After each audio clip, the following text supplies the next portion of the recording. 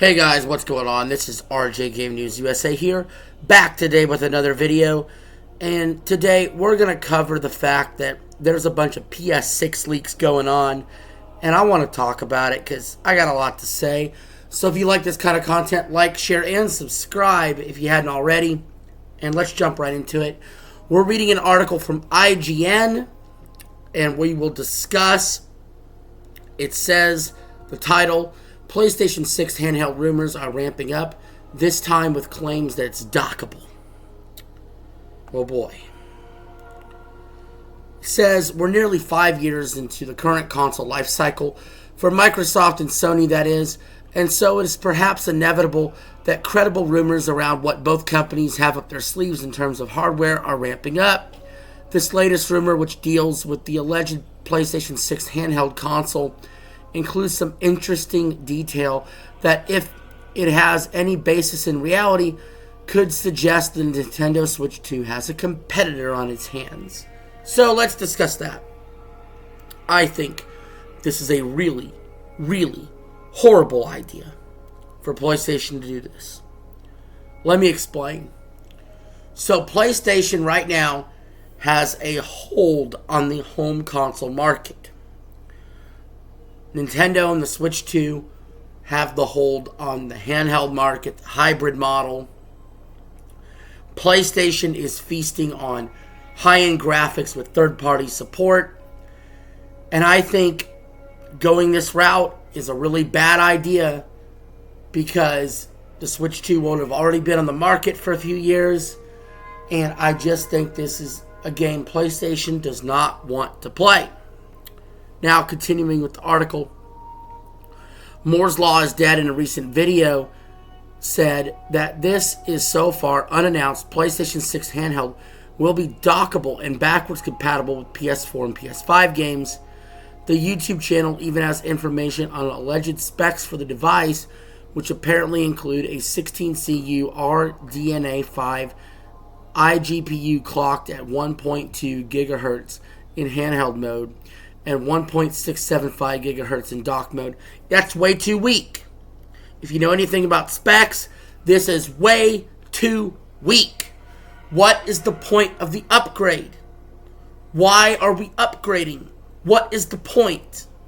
You have just released a PlayStation 5 Pro, and developers can't utilize the graphics they're already given.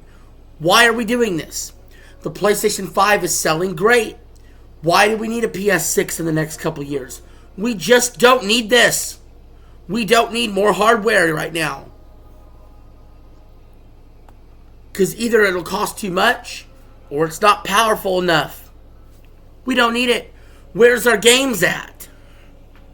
And the reason I'm wearing a Super Mario shirt is because the truth of the matter is, as much as I love my PlayStation 5, Nintendo has been owning Sony's ass. Just owning their ass. Like, everybody talks about the PS4 and the PS5 like they're just the industry leader. No, the Switch and the Switch 2 are the industry leaders. Thank you very much. The Switch is going to be the highest selling console of all time in that era where the PS4 and PS5 were active. The Switch 2 is already outselling what the Switch 1 did. And that's why PlayStation wants to copy their ass, because Nintendo is their daddy. Sony is Microsoft's daddy. Nintendo is Sony's daddy. Always remember that. Back to the article. According to Moore's Law is Dead, the PS6 handheld will cost significantly less than the upcoming Xbox Ally X. It better, because that's too fucking expensive. Xbox really dropped the ball with that. Back to the article. It's way better and will be raw performance stronger. The ROG Xbox Ally and Xbox Ally X release October 16th, but Microsoft has yet to announce the price. I speculate, what, $900?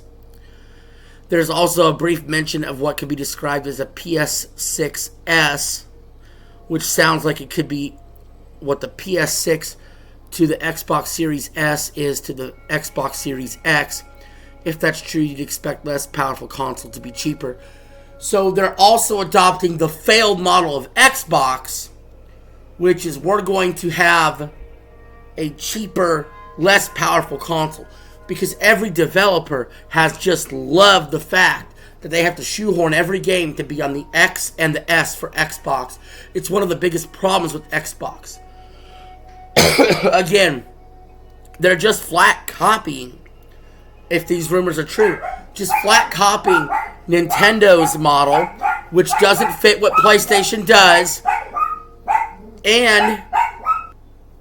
but they're also copying Xbox's failed model of having 2 different SKUs. But this will actually be 3 different SKUs possibly, if this is true. A normal PS6, a less powerful PS6, and a handheld PS6. Are these all the same system? Are they 2 systems? Are they 3 systems? This is also confusing for the consumer, when you should have one PS6. Again, I don't know who they're appealing to. Look at their VR headsets. They sell like shit. PlayStation, honest to God, the third parties keeping them afloat. Third party deals, if anything.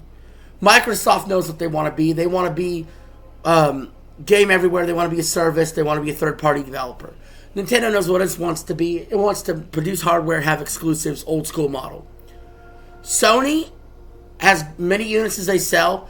They are just not as profitable as the other 2 companies, Microsoft and Nintendo. They just aren't. They just aren't. Their model isn't working. High-end performance single-player games is taking too long to develop, and it's hurting the business, and there's no reason to have a more powerful console. You don't have any competition for more powerful consoles. You don't need to do it. You just don't need to. And if it's not more powerful, why the fuck are you releasing something new? There's also a brief mention of what could be described. Okay, I already read that. Moore's Law is dead information, it claims, is based on up-to-date AMD documentation. It has reviewed. Still, a huge number of questions remain. And let's remember, Sony is yet to announce firm details on its future consoles. And what will this PS6 handheld cost? Moore's Law is dead estimates $299 to $399 for the cheaper PS6, and $399 to $499 for the PS6 handheld, and $549 to $699 for the base PS6. So hold up a second. This is 3 systems then. A cheap console, a handheld that can be dockable, and a base PS6. Way too many fucking SKUs for a system. Ridiculous. Dumb. Flat dumb. And I guarantee these prices will not hold. They will not hold. They are going to be more expensive. If this comes to pass, the PS6 handheld would easily price match the Nintendo Switch 2. Moore's Law is dead suggests a fall 2027 release window for all 3 devices. Also dumb. There's no fucking way we need a PS6 before 2030, if we're being honest. If we're being dead honest. But 2028 should be the minimum starting point. The absolute minimum. We don't need this. We don't want this, Sony. You're out of your fucking mind. I don't want to buy one. We're still getting PS4 games released. PS4 games are still being released. So as soon as PS6 comes out, you're finally going to stop support for PS4? Well, at least I'll know for 5 years PS5 games should be fine. And considering the power is pretty compatible between PS5 and PS6 games, I don't see any need to upgrade. I don't see any worry to upgrade. I have no interest in a PS6 handheld. So, again, we'll see if those rumors are true or not. It's ridiculous. Anyway, guys, thank you for watching the video. I appreciate it. I'll see y'all later.